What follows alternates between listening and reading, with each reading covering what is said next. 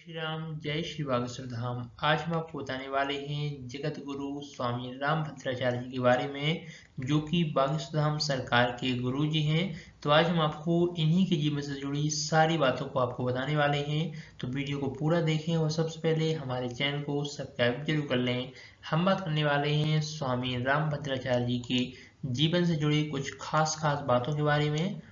तो सबसे पहले हम आपको इनका जीवन बता देते हैं।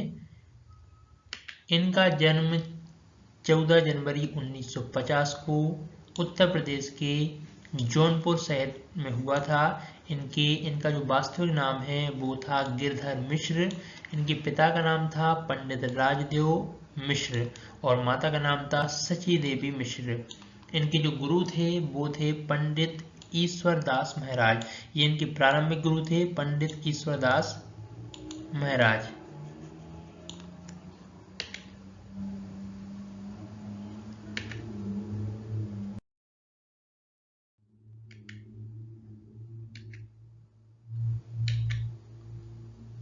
इनका जो प्रारंभिक जीवन है वो बहुत ही कठिनाइयों से भरा हुआ था। इनकी मात्र 2 साल की उम्र में, 2 मास की उम्र में इनकी नेत्रों की ज्योति चली गई थी। इनके नेत्रों में कुछ रोग हुआ था, जिस कारण से गांव वालों ने इनकी आंखों में कुछ ऐसा द्रव डाल दिया था, जिनकी वजह से इनकी आंखों की रोशनी चली गई थी। बाद में इनके पितामह यानी जो दादाजी हैं, उनकी प्रेरणा से इन्हें भक्ति मार्ग की तरफ प्रेरित होने का मौका मिला। दादाजी ने इन्हें रामायण, गीता, ये सारी चीजों का पाठ करना सिखाया और उन्हें पढ़ के भी सुनाया, जिस कारण से इनके मन में भक्ति और साहित्य के प्रति रुचि जागृत हुई। मात्र 3 साल की उम्र में इन्होंने अपनी पहली कविता लिखी थी, जो कि इन्होंने अपने पितामह सूर्यबली मिश्र को सुनाई थी। मात्र 5 साल की उम्र में इन्होंने कम से कम 700 से ज्यादा श्लोक याद करके पूरी भगवत गीता को कंठस्थ कर लिया था। 7 साल की उम्र में इन्हें रामचरितमानस के सारे श्लोक कंठस्थ याद हो चुके थे। पूरी रामचरितमानस इन्होंने 7 साल की उम्र तक कंठस्थ कर ली थी। इनके कार्यों की अगर हम बात करें तो सबसे पहले इनकी शिक्षा की बात कर लेते हैं। इनकी जो प्रारंभिक शिक्षा है वो जौनपुर में हुई थी। इसके बाद उन्होंने वाराणसी के एक विश्वविद्यालय है वहाँ पर पीएचडी की पढ़ाई की, पीएचडी कंप्लीट की। 1997 में इन्होंने डीलिट की उपाधि धारण की। 1983 में इन्हें रामानंद संप्रदाय में दीक्षा ग्रहण की। रामानंद संप्रदाय में इन्होंने 1983 में दीक्षा ग्रहण की।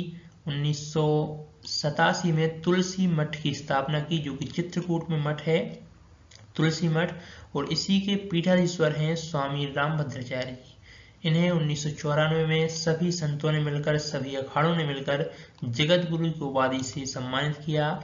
1996 में इन्होंने चित्रकूट में ही नेत्रहीन विद्यालय की स्थापना की, जहां पर नेत्रहीन छात्र अपनी शिक्षा पूरी करते हैं। 2001 में उन्होंने चित्रकूट में ही विकलांग विश्वविद्यालय की स्थापना की, जो कि भारत में और विश्व में एकमात्र ऐसा विश्वविद्यालय है जहां पर विकलांग छात्र छात्राएं अपना शिक्षण का कार्य पूरा यहाँ पर करते हैं।